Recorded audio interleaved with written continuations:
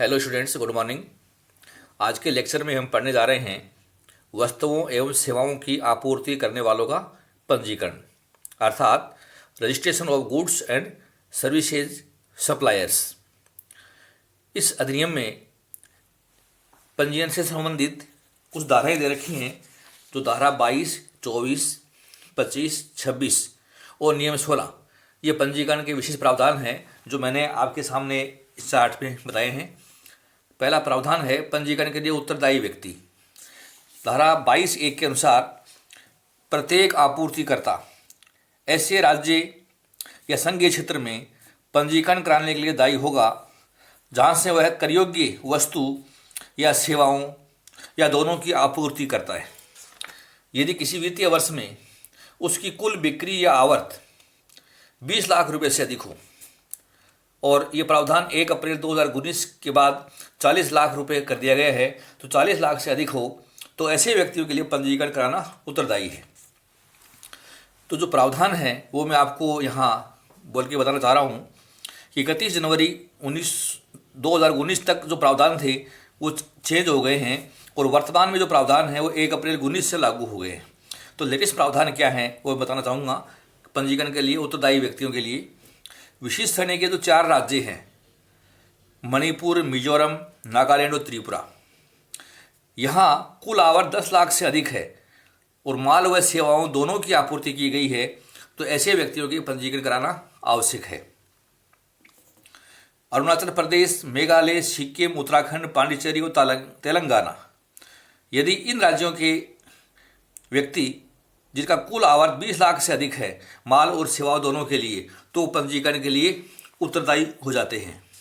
और ठीक इसी प्रकार से शेष जो बच गए जो राज्य है 8 राज्यों के अलावा, उनके लिए केवल वस्तुओं की आपूर्ति हो तो कुल आवर्त 40 लाख से अधिक, और केवल सेवाएं या माल एवं दोनों हो तो 20 लाख से अधिक अगर आपूर्ति है तो पंजीकरण के लिए वो सभी व्यक्ति उत्तरदायी हो जाते हैं।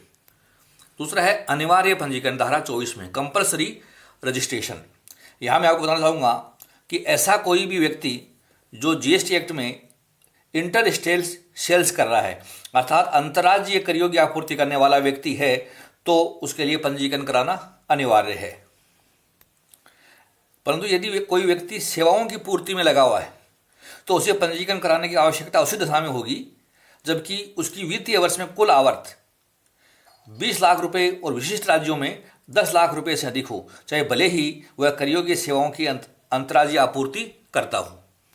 ठीक इसी प्रकार अनिवार्य पंजीकरण ऐसे व्यक्तियों के लिए भी आवश्यक है जो आकस्मिक कर योग्य व्यक्ति हैं और कर योग्य आपूर्ति करते हों। विपरीत प्रभार के तहत कर का भुगतान करने के लिए उत्तरदायी व्यक्ति हैं, तो उनको भी अनिवार्य पंजीकरण कराना आवश्यक है। और ठीक इसी प्रकार से इलेक्ट्रॉनिक कॉमर्स ऑपरेटर के माध्यम से अगर कुछ सेवाएं देते हैं तो भी उनको पंजीयन कराना अनिवार्य है। ठीक इसी प्रकार कर योग्य आपूर्ति करने वाले अनिवासी कर योग्य व्यक्ति हैं तो उनको पंजीकरण कराना अनिवार्य है। और ऐसा कोई भी व्यक्ति जो इस अधिनियम में कर की कटौती करने के लिए उद्गत किया गया है, चाहे वो पंजीकृत हो या नहीं, तो उसे भी अनिवार्य पंजीकरण की श्रेणी में रखा गया है। ऐसा कोई भी व्यक्ति जो कर योग्य व्यक्ति की ओर से एजेंट के रूप में या अन्य किसी हैसियत से माल या सेवाओं या दोनों की आपूर्ति करता है, तो वह भी इस अधिनियम में अनिवार्य पंजीकरण के लिए उत्तरदायी है।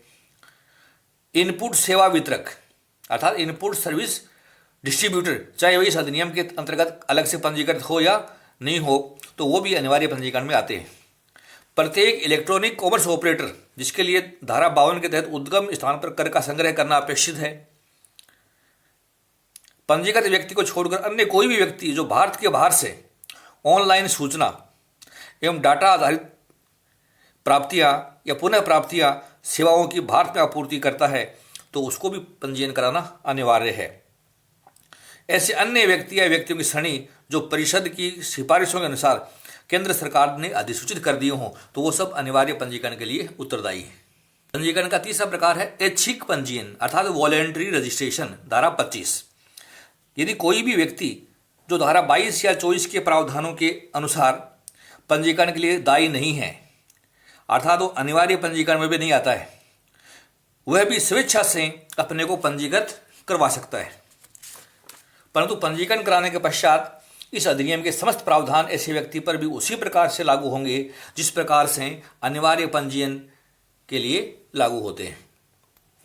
नेक्स्ट है माना गया पंजीकरण, डीम्ड रजिस्ट्रेशन, धारा 26 में यदि किसी व्यक्ति को राज्य वस्तु व सेवा कर अधिनियम या संघीय क्षेत्र वस्तु व सेवा कर अधिनियम के तहत पंजीकरण या विशेष पहचान नंबर स्वीकृत कर दिया गया है तो उसे केंद्रीय वस्तु व सेवा कर अधिनियम के तहत भी पंजीकृत व्यक्ति माना जाएगा। अर्थात किसी स्टेट में या यूनियन टेरिटरी में उसे विशिष्ट पहचान नंबर अगर स्वीकृत हो गया है तो वह CGST में भी पंजीकृत व्यक्ति माना जाएगा।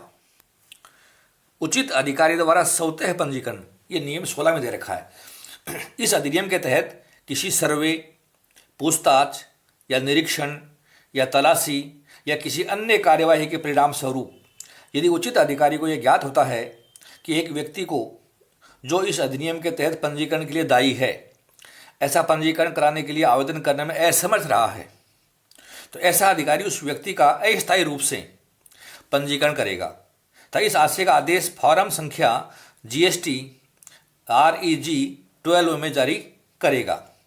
इस प्रकार जारी किया गया पंजीकरण स्वीकृत करने वाले आदेश की तिथि से प्रभावी हो जाएगा। प्रत्येक व्यक्ति अस्थायी पंजीकरण स्वीकृत करवाने के लिए ऐसे पंजीकरण के स्वीकृत किए जाने की तिथि से 90 दिन के भीतर नियम 8 या 12 में निर्दिष्ट विधि से या प्रारूप में पंजीकरण के लिए आवेदन अवश्य करेगा। यदि इस व्यक्ति ने अस्थायी पंजीकरण की स्वीकृति के विरुद्ध अपील की है तो पंजीकरण के आवेदन अपीलीय अधिकारी के द्वारा पंजीकरण दायित्व की पुष्टि करने वाले आदेशों की जारी होने की तिथि से 30 दिन की अवधि में प्रस्तुत करना आवश्यक हो जाता है। तो ये पंजीकरण के प्रकार हैं जो मैंने आपको आज के लेक्चर में बताई। डियर स्टूडेंट्स, अब प्रश्न पैदा होता है हमारे सामने कि ऐसे व्यक्ति जो पंजीकरण के लिए दायी नहीं है, ऐसे कौन व्यक्ति हैं जो इस अधिनियम पंजीकरण के लिए दायी नहीं है, तो वो भी मैं आपको बताना चाहूँगा। मानवीय उपयोग की मादक शराब इस अधिनियम के तहत कर योग्य नहीं है। तो अगर कोई व्यक्ति मादक शराब का क्रय विक्रय कर रहा है, आपूर्ति कर रहा है, तो उस व्यक्ति को GST अधिनियम में पंजीकरण कराना आवश्यक नहीं है। ठीक इसी प्रकार पेट्रोल पदार्थ जैसे पेट्रोल, डीजल, प्राकृतिक गैस, कच्चा तेल, विमानन, टरबाइन ईंधन अभी तक इस अधिनियम में कर योग्य नहीं है। अतः इनकी आपूर्ति करने वाले व्यक्ति को भी इस अधिनियम में पंजीकरण कराने की आवश्यकता नहीं है, क्योंकि इनके ऊपर एक्साइज ड्यूटी व संबंधित राज्य का राज्य बिक्री कर लागू है। ठीक इसी प्रकार से भूमि पर खेती करने से प्राप्त उपज की सीमा तक आपूर्ति करने वाला एक कृषक, अर्थात कोई किसान अपने खेत में जो उपज पैदा हुई है उस उपज की सप्लाई अगर मंडी में कर रहा है कि अन्य जगह कर रहा है तो उस किसान के लिए पंजीकरण कराना आवश्यक नहीं है। यहाँ मैं आपको बताना चाहूँगा कि किसान की परिभाषा में केवल एक वेष्टि और हिंदू विभाजित परिवार ही आते हैं, अन्य कोई व्यक्ति इसमें नहीं आता। तो किसान को यह कर मुक्ति स्वयं द्वारा उगाई गई फसल के संबंध में ही प्राप्त होती है, चाहे भूमि स्वयं की हो या किराए की हो, अथवा श्रम स्वयं ने किया हो या परिवार के सदस्यों ने किया हो या श्रम भाड़े के श्रमिकों से करवाया हो। तो खेती पर प्राप्त उपज के विक्रय के लिए किसान जो है उसको पंजीकरण कराना आवश्यक नहीं है। ठीक इसी प्रकार से इस अधिनियम के तहत पंजीकरण प्राप्त करने से केंद्र सरकार द्वारा अधिसूचना जारी करके ऐसे करमुक्त माल घोषित कर दिए गए हैं, यदि उन करमुक्त मालों का विक्रय करते हैं तो भी पंजीकरण कराना हमारे लिए उत्तरदायी नहीं है। अनिवार्य पंजीकरण से संबंधित कुछ महत्वपूर्ण बातें। क्या टर्नओवर कम होने पर भी GST में रजिस्ट्रेशन कराना जरूरी हो सकता है? GST सिस्टम में उन पर्सन्स के बारे में भी बताया गया है जिन्हें 20 लाख, 10 लाख, 1 अप्रैल 19 से 40 लाख से कम टर्नओवर होने पर भी GST रजिस्ट्रेशन करवाना अनिवार्य होता है। ऐसे पर्सन हैं, अर्थात निर्धारित जो लिमिट्स हैं जो मैंने आपको बताई उससे कम अगर हमारी आपूर्ति है पूरे वर्ष में तो भी इस अधिनियम में अनिवार्य रजिस्ट्रेशन हमें कराना होगा। वो कौन कौन व्यक्ति है समझिए। नंबर 1, ऐसे पर्सन जो कि इंटर स्टेट गुड्स की सप्लाई करते हैं। कैजुअल टैक्सेबल पर्सन जो कि टैक्सेबल सप्लाई करते हैं। पर्सन जिन्हें रिवर्स चार्ज के आधार पर टैक्स का पेमेंट करना होता है। नॉन रेजिडेंट टैक्सेबल पर्सन जो कि टैक्सेबल सप्लाई करते हैं। पर्सन जिन्हें सेक्शन 51 में TDS काटना होता है। ऐसे पर्सन जो कि किसी अन्य टैक्सेबल पर्सन के बिहाफ पर गुड्स या सर्विस या दोनों की सप्लाई करते हैं, चाहे एजेंट के रूप में या otherwise. Input service distributor, e commerce operator के माध्यम से गुड्स या सर्विसेज या दोनों की सप्लाई करने वाले पर्सन, जिन्हें सेक्शन 51 में टीडीएस कलेक्ट करना आवश्यक है। प्रत्येक ई कॉमर्स ऑपरेटर, ऐसे पर्सन जो कि भारत के बाहर से भारत में किसी अनरजिस्टर्ड पर्सन को ऑनलाइन इंफॉर्मेशन, डेटाबेस एक्सेस या रिट्राइवल सर्विसेज भी सप्लाई करते हैं। तो ऐसे लोगों को, चाहे हम उनकी आपूर्ति पूरे वित्तीय वर्ष में निर्धारित सीमाओं से कम है तो भी इस अधिनियम में रजिस्ट्रेशन कराना उनके लिए अनिवार्य होता है। तो डियर स्टूडेंट्स, आज आपने जीएसटी एक्ट में विभिन्न प्रकार के पंजीकरण के बारे में पढ़ा।